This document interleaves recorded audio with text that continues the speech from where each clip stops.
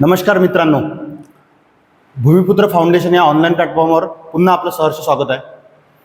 काल आपण ग्रुप बी आणि ग्रुप बी 2024 आणि ग्रुप बी 2023 हे दोन पेपर डिस्कस केले, PIQ अनालिसिस केले आणि पॉलिटीचे होते. काय झालं मित्रांनो, लक्षात घ्या. सर्वात महत्त्वाचं काय की आपण इथे कशासाठी आलेलो आहे, म्हणजे आज मी तुमच्यासमोर येत आहे त्याच्या मागचा उद्देश काय आहे की संयुक्त पूर्वपरीक्षा गट क जी 1 जूनला होणार आहे, ज्याच्यासाठी आज 63 दिवस बाकी आहे. मग या 1 जूनच्या एक्झामची तयारी करण्यासाठी आपल्याकडे जे 63 दिवस बाकी आहेत त्याचं आपल्याला प्रॉपर तयारी आणि प्लॅनिंग करायचं आहे, जेणेकरून आपल्याला प्रीमध्ये गुड स्कोर आलेला पाहिजे.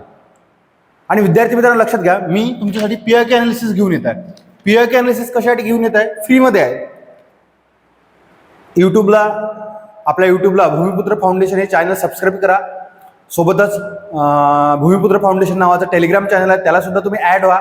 तुम्हाला सर्व माहिती तिथं मिळून जाईल. याचा मागचा एकच उद्देश आहे विद्यार्थी मित्रांनो की तुम्ही जर PIQचं अनालिसिस जर प्रॉपर केलं तर तुम्हाला प्रश्नाचे उत्तर छानपैकी मिळून जाईल आणि जे काही अननोन प्रश्न आहेत ते सुद्धा तुमच्याकडून सुटेल. हाच त्याच्या मागचा उद्देश आहे. मित्रांनो, मी काल म्हटल्याप्रमाणे की आपला हा सगळा नवीन सेटअप आहे, थोडं जमायला. ठीक आहे, 1 मिनिट मित्रांनो. ठीक आहे, आपला सर्व नवीन सेटअप आहे. आपण असं म्हणू शकतो की आपण या म्हणजे क्षेत्रामध्ये जुनच आहे, परंतु ऑनलाईन प्लॅटफॉर्मवर आपण नवीनरित्या आपण इथे ॲड झालेलो आहे आणि या ऑनलाईन प्लॅटफॉर्मच्या माध्यमातून तुम्हाला PIQ सिरीज मला द्यायची आहे. थोडं सेटअपला मागं पुढं होत आहे, पण 1-2 दिवसात ही सगळ्या गोष्टी क्लिअर होऊन जाईल. ठीक आहे. आता कुठे कुठे माझा चेहरा तुम्हाला दिसत नसेल, पण ठीक आहे, मागचं दिसतं ना हे महत्त्वाचं आहे. माझा चेहरा पाहून काय करता, मागच्या प्रश्नपत्रिका दिसत आहे ना, मागचे प्रश्न दिसत आहे, तुम्हाला हे इम्पॉर्टंट आहे. तर विद्यार्थी मित्रांनो, काल आपण आपल्या अकॅडमीची PDF आपण घेतली होती, ज्यामध्ये प्रश्न 2024चे प्रश्न दिले होते, 2023चे प्रश्न दिले होते. पण काही विद्यार्थ्यांनी डिमांड केली की सर तुम्ही आम्हाला डायरेक्ट प्रश्नपत्रिका घेऊन ते प्रश्न सॉल्व्ह करून द्या, की एखाद्या प्रश्नाचं उत्तर कसं घ्यायचं, त्याचं अनालिसिस कसं करायचं. तर बऱ्याच विद्यार्थ्यांच्या मला डिमांड आल्या, बऱ्याच विद्यार्थ्यांचे मला मेसेज आले. त्यामुळे मी डायरेक्ट काय केलं, आज डायरेक्ट प्रश्नपत्रिका इथे घेऊन आलेलो आहे. आपण ऑलरेडी बघा मित्रांनो, आपण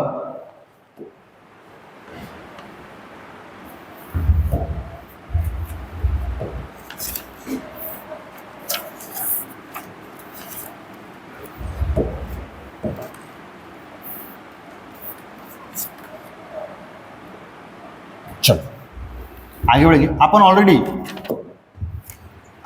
2024चा पेपर डिस्कस केला काल, 2023चा पेपर सुद्धा डिस्कस केला. पण यामध्ये आपण पॉलिटीचेच प्रश्न डिस्कस केलेले आहे. आपण एक विषय घेणार आहे आणि समोर जाणार आहे. आज आपण मित्रांनो प्रॉपर 2022चा गट ब हा पेपर डिस्कस करणार आहे. बघा इथे दिलेला आहे, महाराष्ट्र दुय्यम सेवा अराजपत्रित गट ब, आणि कधीचा आहे 2022चा.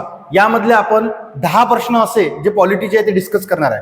आज आपण प्रॉपर या 10 प्रश्नांना वेळ देणार आहे, की काही प्रश्न रिपीटेड झालेले आहे मित्रांनो.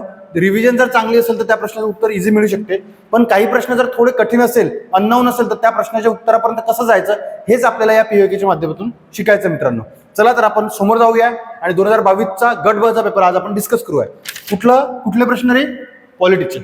बोर होऊ नका, सोबत राहा. बघा, पॉलिटीचे प्रश्न डिस्कस करायचे आहे, PIQ अनालिसिस कसं करायचं हे आपण आज घेऊया. चला पुढे जाऊया. चलो आगे बढ़ेंगे. चलो, थोडी स्क्रीन हँडल करायला हार्ड जात आहे. याच्या मागचं कारण आहे काय, नवीन आहे. ठीक आहे, 9 दिवस जुनं झालं की आपल्याला येऊन जाईल सगळ्या गोष्टी, आणि थोडं 2-3 दिवस झाले की तुम्हाला प्रॉपर सगळ्या गोष्टी मिळून जाईल. चला आला प्रश्न क्रमांक 16, पॉलिटीचा प्रश्न आहे. चला, काय पहिला प्रश्न काय म्हणते, राज्यपाल पदाच्या कालावधीबाबत खालीलपैकी कोणती कथने बरोबर आहेत? कथने बरोबर आहेत, कोणती कथने बरोबर आहेत विचारलेलं आहे. मग बघूया. बघा, मल्टिपल प्रश्न आहे. बघा, एक सगळ्यात महत्वाचं बघा, जेव्हा प्रश्न हा मल्टिपल असतो मित्रांनो, तेव्हा तो प्रश्न खरं तर इझी कॅटेगरी मधला असतो. ठीक आहे, कुठल्या कॅटेगरी मधला असतो मित्रांनो? इझी कॅटेगरी मधला असतो, हे लक्षात ठेवा. मग काय म्हणते, पहिला, राष्ट्रपतीची मर्जी असेपर्यंत राज्यपाल आपल्या पदावर राहतात. अगदी बरोबर. राज्यपाल स्वखुशीने आपल्या पदाचा राजीनामा देऊ शकतात. अगदी बरोबर. दे बाबा, तुला राजीनामा द्यायचा असेल सो कुछ नसेल तुला आवडत तुझं पद तर देऊन दे, काही प्रॉब्लेम नाही. राज्यपालाची नियुक्ती सर्वसाधारणपणे 5 वर्षासाठी होते. हो बरोबर आहे, 5 वर्षासाठी होते. जर नसती झाली तर ते त्याच पदावर बसले असते. ठीक आहे, बाकी सर्व गोष्टी तुम्हाला माहिती आहे. नंतर दुसरी व्यक्ती पद स्वीकारेपर्यंत राज्यपाल आपल्या पदावर राहतात. अगदी बरोबर. तर हे चारही काय बरोबर आहे, म्हणजे सिंपल. सर्वांचं फेवरेट उत्तर, सर्व विधाने काय आहे, बरोबर आहे. बरोबर आहे. चला, तर मग आता आपल्याला इथे कोणाबद्दल दिलेली आहे माहिती, राज्यपाल. आता मला एक सांगा मित्रांनो, राज्यपालाबद्दल तुम्ही काय काय सांगू शकता? कलम 53, कलम 54, कलम 55, ठीक आहे, कलम 56, कलम 57, कलम 58 आणि कलम 59. मला आता तरी वाटते की राज्यपाला संबंधित या 4-5 कलम आपल्याला पाठ पाहिजे. कलम 53 मध्ये काय दिलेलं आहे? राज्याचा राज्यपाल. राज्यपाल हे पद कशामध्ये दिलेलं आहे रे? कशामध्ये दिलेलं आहे? कलम 53 मध्ये. राज्याचा कार्यकारी अधिकार कशामध्ये दिलेला आहे? कार्यकारी अधिकार कशामध्ये दिलेला आहे? कलम 154 मध्ये. नंतर राज्यपालाची नेमणूक कोण करते? राष्ट्रपती करते. कोण करते रे? राष्ट्रपती. नंतर मला एक सांगा, राज्यपालाचा पदावधी कशामध्ये दिलेला आहे? कलम 156 मध्ये. पदावधी किती वर्ष असतं? 5 वर्ष दिलेलं आहे. नंतर 57 मध्ये काय दिलेली आहे? पात्रता. आणि 58 मध्ये काय दिलेले आहे? राज्यपालाच्या शर्ती. आणि 59 मध्ये काय दिलेले आहे? शपथ. राज्यपालाला शपथ कोण देतो? हायकोर्टाचे चीफ जस्टिस. कोण देतात? हायकोर्टाचे चीफ जस्टिस. मुद्दा बघा मित्रांनो, राज्यपाला संबंधित हे जे विधान दिले ते सर्व बरोबर आहेत, परंतु एक्स्ट्रा माहिती इथे काय असली पाहिजे की कलम 153 मध्ये राज्यपाल हे पद दिलेलं आहे. कलम 154 मध्ये राज्याचा कार्यकारी अधिकार कोणाकडे असतो? राज्यपालाकडे. कलम 155 मध्ये राष्ट्रपती राज्यपालाची नेमणूक करतो. कलम 156 मध्ये राज्यपालाचा पदावधी. कलम 157 मध्ये राज्यपालाची पात्रता. कलम 158 मध्ये राज्यपालाच्या शर्ती. आणि कलम 159 मध्ये राज्यपालाची काय दिलेली आहे? शपथ. आणि तुम्हाला सर्वांना माहिती आहे मित्रांनो, राज्यपालाला शपथ कोण देतात? उच्च न्यायालयाचे मुख्य न्यायाधीश म्हणजेच हायकोर्टाचे चीफ जस्टिस. चलो आगे बढ़ेंगे. हा प्रश्न आपला इथं असा लक्षात घ्यायचा आपल्याला. पुढचा प्रश्न बघा. आयोगाचे प्रश्न आहे, थोडे लेंदीत असतात मित्रांनो. काय आहे पुढचा प्रश्न? राज्य लोकसेवा आयोगाबाबत कोणता किंवा कोणती विधाने बरोबर नाहीत? बघा, सगळ्यात महत्वाचं बघा, बरोबर नाहीत. हा प्रश्न आयोगाने कॅन्सल केलेला आहे. तरी सुद्धा याच्यावर आपण थोडं डिस्कस करूया. राज्य लोकसेवा आयोग. राज्य लोकसेवा आयोग जसा आपला काय रे बाबा? एमपीएससी. जसा आपला काय? MPSC, Maharashtra public service commission. बरोबर नाहीत विचारलं. पहिले तर एक लक्षात घ्या मित्रांनो, जेव्हा तुम्हाला राईट विचारतात तेव्हा जास्तीत जास्त तुम्हाला सोबत घेऊन जायचे. जास्तीत जास्त सेंटेन्स तुम्हाला सोबत घेऊन जायचे आहे. आणि जेव्हा तुम्हाला रॉंग विचारतात ना, तेव्हा तुम्हाला कमीत कमी सेंटेन्स सोबत घेऊन जायचे आहे. जर तुम्हाला एखादं विधान, खालील कोणती विधानं बरोबर आहेत असा जर प्रश्न विचारला तर जास्तीत जास्त विधाने बरोबर घेऊन जायचे सोबत. आणि तुम्हाला जर एखादा प्रश्न विचारला खालील कोणती विधाने बरोबर नाहीत तर कमीत कमी विधाने हे बरोबर नाहीत लक्षात ठेवायचं. तरी पण हा प्रश्न जरी कॅन्सल झाला असला, रद्द करण्यात आला असला, तरी सुद्धा बघू काय म्हणते. भारतीय राज्यघटनेच्या कलम 315 ते 323 मध्ये तरतूद आहे. अगदी बरोबर, हे बरोबर होतं वाक्य. हे आयोग राज्य शासन तशीच केलं. मला सांगा, राज्याचा आयोग आहे, केंद्रासाठी कशाला काम करेल? नाही, हे चुकलं आहे. या आयोगाची निवड केल्यावर प्रशासकीय अधिकाऱ्याच्या नेमणूक केंद्र शासन चुकलं. ठीक आहे. आयोगाच्या अध्यक्ष व सदस्याच्या नेमणुका राज्य शासनाकडून केल्या जातात. हे मात्र काय आहे? बरोबर आहे. उत्तर काय पाहिजे? तो ए आणि डी आहे. का ए आणि डी? ए आणि डी हे आन्सर नसल्यामुळे हा प्रश्न काय करण्यात आला मित्रांनो? रद्द करण्यात आलेला आहे. मुद्दा कळला? पुढचा प्रश्न काय म्हणते? 18 नंबरचा प्रश्न. चलो, 2 प्रश्न आपल्याला इथं भेटून जाते स्क्रीनवर. भारतात संसद आणि राज्य विधान मंडळाच्या निवडणुका द्वारे आयोजित केल्या जातात. कोण द्वारे? कोण घेते निवडणुका? भारताचा निर्वाचन आयोग. सर्वांना माहिती आहे. बघा, कालपासून आपण बघा भाग 15 कलम 324 भाग 15 आणि कलम 324 मध्ये मला एक सांगा, भाग 15 आणि कलम 324 मध्ये काय आहे? Election commission of India. आणि मला सांगा, संसदेच्या म्हणजेच बघा, संसदेच्या म्हणजे कोणाच्या रे बाबा? लोकसभा, राज्यसभा आणि तिथं दिलेला राज्य विधानमंडळ म्हणजे कोण? विधानसभा, विधान परिषद सोबतच राष्ट्रपती आणि उपराष्ट्रपती या म्हणजे लोकसभा, राज्यसभा, विधानसभा, विधान परिषद, राष्ट्रपती आणि उपराष्ट्रपती या सर्वांच्या निवडणुका कोण घेते? Election commission of India. पण स्थानिक लेवलच्या जर निवडणुका असेल तर त्या त्या राज्यातल्या राज्य निर्वाचन आयोग. ठीक आहे, ग्रामपंचायत झालं, जिल्हा परिषद झालं किंवा महानगरपालिका झाला, त्यांच्या निवडणुका मात्र निर्वाचन आयोग घेत नाही. त्यांच्या निवडणुका कोण घेते? राज्य निर्वाचन आयोग. चलो पुढे बघा. पुढचा प्रश्न काय? भारतीय संविधानाच्या कोणत्या कलमात मुख्यमंत्री यांची कर्तव्य स्पष्ट केलेली आहे? ऑब्विसली कलम 167. फॅक्च्युअल डाटा होता, सर्वांना माहित आहे. तुम्हाला जर आठवत असेल कलम 163, कलम 164 आणि कलम 167 ह्या कलमा मुख्यमंत्री आणि राज्यपाल याच्या संबंधित आहे, लक्षात ठेवायचं. कलम 163 आणि कलम 164 मध्ये मुख्यमंत्री कोण असेल, मुख्यमंत्र्याची नेमणूक कशी असेल, नंतर ह्या सर्व गोष्टी किंवा मंत्रिमंडळामध्ये किती मंत्री असणार, ठीक आहे, ह्या सर्व गोष्टी कलम 163 आणि 164 मध्ये दिलेल्या आहेत. आणि नंतर मुख्यमंत्री यांची कर्तव्य काय असेल राज्यपालाच्या संबंधित, तर हे कुठल्या कलम मध्ये दिलेलं आहे? कलम 167 मध्ये. चल, सोपा प्रश्न होता.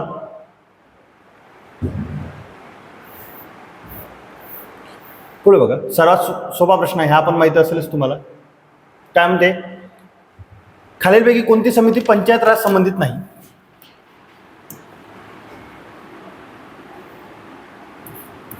पंचायत राज संबंधित नाही सर्वांना माहित आहे. अशोक मेहता समिती आहे, थंगन समिती पण आहे, सिंघवी समिती पण आहे, राजमन्नार समिती. अरे तिकडे जातो आपण इकॉनॉमिक्समध्ये किंवा पॉलिटीमध्ये हा विषय जातो. आता पॉलिटिक्स बघत आहे खरं तर, ठीक आहे, इकॉनॉमिक्समध्ये तो विषय जातो राजमन्नार समितीचा. राजमन्नार समिती ही नाही आहे, त्यामुळे आन्सर काय असेल? 2.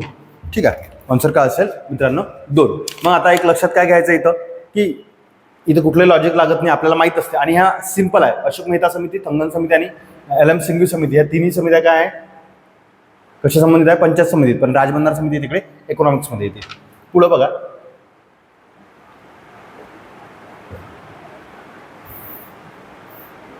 हा प्रश्न सुद्धा कॅन्सल केला.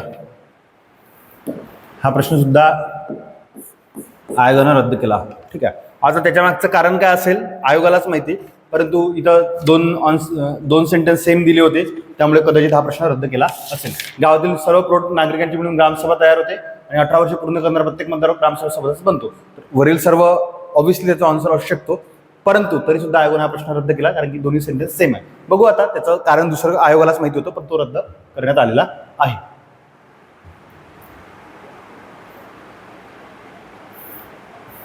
पुढचा प्रश्न 22 नंबरचा प्रश्न बघा. चलो 22 नंबरचा प्रश्न काय आहे बघा. 73व्या संविधान संशोधन अधिनियम 73वी घटना दुरुस्ती 1993 नुसार ग्रामपंचायतींना देण्यात आलेल्या नवीन जबाबदाऱ्या. ग्रामपंचायतींना देण्यात आलेल्या नवीन जबाबदाऱ्या कोणत्या? आता लक्षात घ्या. आणि ह्या जबाबदाऱ्या दिल्या ABCD आणि खाली दिलं वरीलपैकी कोणतेही किंवा वाक्य बरोबर नाही. आता बघा, ऑब्व्हियसली हे आपल्या पाठ नाही आहे मित्रांनो, ठीक आहे, आणि त्याचा तुमच्या स्टडी बेसवर ते जर तुमचं असेल तर फारच चांगलं. पण एवढा मोठा प्रश्न दिलेला आहे, खूप डाटा खूप जास्त दिलेला आहे, त्यामुळे ह्या गोष्टी आपल्या पाठ नसेल आणि स्टडी बेसवरून हा प्रश्न सुटत पण नाही. पण प्रश्न काय विचारला? कोणता किंवा कोणते वाक्य बरोबर नाही. मग मुद्दा आहे लॉजिक काय आहे आपलं. आता बघा लॉजिक कसं डेव्हलप होते आपलं. आता इथं आपलं लॉजिक बघा कसं डेव्हलप होते. काय लॉजिक आहे? जर राईट विचारले तर जास्तीत जास्त लोकांना सोबत घेऊन जायचं, आणि जर तुम्हाला रॉंग विचारले तर कमीत कमी लोकांना काय करायचं? सोबत घेऊन जायचं. मग काय विचारलं? बरोबर नाही, निगेटिव्हली विचारला. मग जास्तीत जास्त कमीत कमी लोक बरोबर नसतात. मग कमीत कमी काय? हे येणार नाही, कारण की A आणि D आहे, जास्तीत जास्त आहे, हे पण येणार नाही. मग राहायला काय? B आणि D. ठीक आहे, आणि याचा आन्सर 2 आहे. पण इथं बघा 50-50 चान्स आहे. A आणि D गेलं, B आणि C सुद्धा गेलं. का गेलं? कारण की आपल्याला बरोबर नाही विचारलं. बरोबर नाही म्हणजे काय? की रॉंग नाही, म्हणजेच काय म्हणू शकतो आपण? कोणतं वाक्य बरोबर नाही. निगेटिव्हकडे चाललो, निगेटिव्हकडे जेव्हा जातो तेव्हा कमीत कमी वाक्यांना सोबत घ्यायचं. हे 2 आहे ना, एकापेक्षा जास्त आहे म्हणून आपण कॅन्सल केले आणि आन्सर काय यायचं? 2. हे लक्षात ठेवायचं. बाकी माहीत असलंच पाहिजे. आणि मग इथून शेवटल्यावर पण यायचं, हे पण लक्षात आहे. जास्तीत जास्त म्हणजे आयोगाचं एक असते की जास्तीत शेवटलं वाक्य चुकवण्याचा बेस असतो, असं लॉजिक लावू शकतो. त्यामुळे इकडे जर गेलो तर खालचं वाक्य आणि इकडे गेलो तो कमीत कमी. मुद्दा कळला? चलो. आणि हेच असते लॉजिक मित्रांनो. इथं आपल्या प्रश्नाचं उत्तर भेटलं पाहिजे. चल, सोपा प्रश्न. प्रत्येक राज्याला महाधिक्त असावा असे कोणत्या कलमात नमूद केलेले आहे? सर्वांना माहित आहे कलम 165. कारण की बघा आपण तेच बघत आलो. कालही तो प्रश्न पाहिला, म्हणजे 2024च्या एक्झाम मध्ये सुद्धा महाधिकतर प्रश्न विचारला, 2023च्या एक्झाम मध्ये सुद्धा विचारला आणि आता 2022च्या पेपरमध्ये सुद्धा विचारला. आता कलम विचारले. नंतर भारतीय राज्यघटनेच्या मसुदा समितीचे खालीलपैकी कोण सदस्य होते? सर्वांना माहित आहे. होते का रे? नाही. होते का रे? नाही. होते का रे? नाही. म्हणजे मला सांगायचं काय, जेव्हा तुम्ही पॉलिटीचा अभ्यास करता तेव्हा कलम 1 ते 51 हे कलम 1 ते 51 हे तर पाठच पाहिजे, पण घटना निर्मिती हा टॉपिक सुद्धा आपल्याला माहिती पाहिजे. आणि घटना निर्मितीवरच हा प्रश्न विचारलेला आहे. कशावर प्रश्न विचारला? मसुदा समिती. आता बघा, मसुदा समिती ड्राफ्टिंग कमिटी सर्वांना माहित आहे. स्थापना सांगा रे. 29 ऑगस्ट 1947 ला. अध्यक्ष कोण होते? चला, अध्यक्ष कोण होते? डॉक्टर बी आर आंबेडकर. डॉक्टर बी आर आंबेडकर अध्यक्ष. अध्यक्ष एक कोण? अल्लादी कृष्ण स्वामी अय्यर. आणि बाकी जर सदस्य सांगायचे झाले तर कोण कोण होते सांगू शकतो आपण. Syed Mohammad Saadulla, doctor K M Munshi, N Madhavrao, T T Krishnamachari. तर हे बाकीचे काय होते? सदस्य होते. ठीक आहे. तर चला,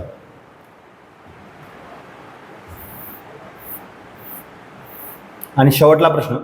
भारतीय राज्यघटनेतील खालीलपैकी कोणते वैशिष्ट्य ब्रिटिश राज्यघटनेतून घेतलेले नाही? म्हणजे सिंपल सोर्सवर प्रश्न आहे, हे तुम्हाला सर्वांना माहित आहे. आपल्याला सोर्सवर प्रश्न विचारला जातो पॉलिटीमध्ये की कुठल्या आपली जी घटना तयार झालेली आहे, सर्वांना माहित आहे आपली जी भारतीय संविधान तयार झालेलं आहे, आपलं जे घटना तयार झालेलं आहे ते घटना आपण जवळजवळ बऱ्याच देशांचं अनुकरण केलं आपण. म्हणजे बऱ्याच देशांचे जे महत्त्वाचे मुद्दे होते ते आपण आपल्या घटनेमध्ये घेतलेले आहे, किंवा त्याला आपण सोर्स म्हणतो. किंवा 1935चा जो कायदा होता, भारतीय शासन कायदा 1935चा, त्याच्यामधून सुद्धा बऱ्याचशा जवळजवळ 60% तरतुदी आपण तिथून घेतलेल्या आहे. मग त्याला आपण सोर्स म्हणतो. आणि सोर्सवर सुद्धा जोडायला हवा किंवा असे प्रश्न विचारले जाते. प्रश्न काय? भारतीय राज्यघटनेतील खालीलपैकी कोणते वैशिष्ट्य ब्रिटिश राज्यघटनेतून घेतलेले नाही? तर मग तुम्हाला माहित आहे, संसद म्हटलं का घेतलं, मंत्रिमंडळ घेतलं, कायद्याचे राज्य म्हटलं का घेतलं, मग काय समवर्ती सूची नाही घेतलं. बघा शेवटी खाली आलो आपण, घेतले नाही एकच, आणि शेवट यायचं. म्हणजे पहिले 3 त्यांनी बरोबर देण्याचा प्रयत्न केला आणि शेवटी 4थंच चुकवण्याचा प्रयत्न केला. आणि हेच तर लॉजिक आहे. जिथे आपल्याला उत्तर माहित नसते ना, तिथं नाही म्हटल्यावर शेवटला चुकण्याचा प्रयत्न जास्त केला जातो. आणि हे तुम्हाला माहित आहे. कुठून घेतलं रे आपण? ऑस्ट्रेलियाकडून आपण अजून काय घेतलं रे? कलम 108 संयुक्त बैठक. आठवते का? नाही आठवत सर, तुम्ही सांगा तुम्ही कशासाठी आहे. बरं ठीक आहे, चलो. तर समवर्ती सूची ऑस्ट्रेलियाकडून घेतली आपण, संयुक्त बैठक कलम 108. नंतर ऑस्ट्रेलियाकडून अजून आपण व्यापार व वाणिज्याचे स्वातंत्र्य, व्यापार व वाणिज्याचे स्वातंत्र्य, तर हे घेतलं आपण. तर हेच ते अनालिसिस आहे मित्रांनो. बघा पहिला अनालिसिस बघा इथे, मला हे इथे सांगायचं आहे. प्रश्न काय विचारला? भारतीय राज्यघटनेतील खालीलपैकी कोणते वैशिष्ट्य ब्रिटिश राज्यघटनेतून घेतलेले नाही. प्रश्नाचं उत्तर तुम्हाला माहित नाही, पण शेवटलं चुकीचं असण्याचे चान्सेस जास्त आहे. बघा शेवटलं समवर्ती सूची, कारण की आपण हे ब्रिटनकडून नाही घेतली, तर हे कोणाकडून घेतली? आपण ऑस्ट्रेलियाकडून घेतली. मग ऑस्ट्रेलियाकडून अजून काय काय घेतलं? तर संयुक्त बैठक जे कलम 108 मध्ये दिलेलं आहे, आणि व्यापार व वाणिज्य स्वातंत्र्य हे आपण, म्हणजे समवर्ती सूची, संयुक्त बैठक आणि व्यापार आणि वाणिज्य स्वातंत्र्य हे आपण कुठून घेतलं? ऑस्ट्रेलियाकडून. चलो, तर चला. तर मित्रांनो इथं आपल्याला काय म्हणू शकतो आपण, आपल्या इथं पॉलिटीचे 10 प्रश्न झालेले दिसते. आता मुद्दा बघा मित्रांनो, मला सांगायचं अजून एक आहे. आपल्या इथे 10 प्रश्न झालेले आहे. पुढे आपण काहीतरी महत्त्वाच्या बाबी डिस्कस करू. चल बघा,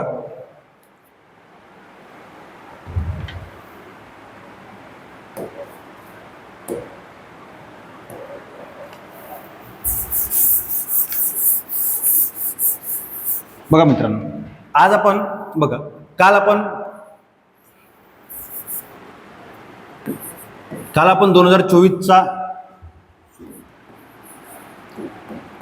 ग्रुप बीचा पेपर डिस्कस केला. नंतर 2023चा सुद्धा ग्रुप बीचा पेपर डिस्कस केला आणि आता आपण 2022चा ग्रुप बीचा पेपर डिस्कस करत आहे. बरोबर आहे. हे पेपर आपण डिस्कस केला आणि याची कुठला डाटा रे बाबा किंवा कुठले पीआयक्यू डिस्कस केलेलं आपण, तर आपण ते केले पॉलिटीचे. कशाचे केले आपण? पॉलिटीचे.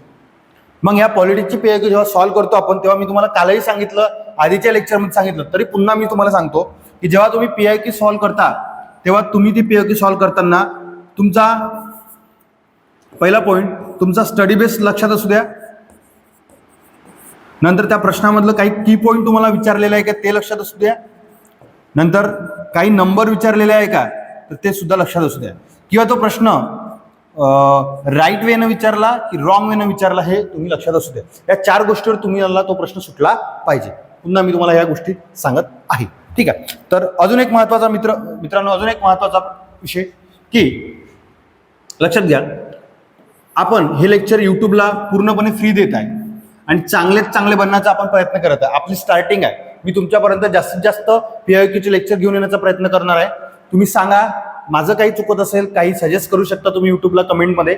आणि यूट्यूबला फ्री लेक्चर आहे आणि आपल्या चॅनलचं नाव आहे भूमिपुत्र फाउंडेशन. लक्षात घ्या. आणि सोबतच आपला टेलिग्राम चॅनल सुद्धा याच नावानं आहे. त्यामुळे तेच एक मुद्दा लाईक करा, शेअर करा आणि सबस्क्राईब करा. ठीक आहे. पॉलिटीचे लेक्चर झाले का? इकॉनॉमिक्सचे, हिस्ट्रीचे, जॉग्रफीचे, सायन्सचे असे सर्व पीआयक्यूचे लेक्चर गट कसाठी येणार. थोडं लेट येणार, थोडं पण थेट येणार. सोबत चालू घडामोडीचे सुद्धा लेक्चर आम्ही आणण्याचा प्रयत्न करू. फक्त तुम्ही सपोर्ट करा मित्रांनो.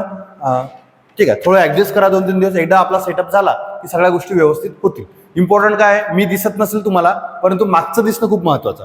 ठीक आहे. चलो, like, share and subscribe. Thank you विद्यार्थी मित्रांनो. जय हिंद, जय महाराष्ट्र.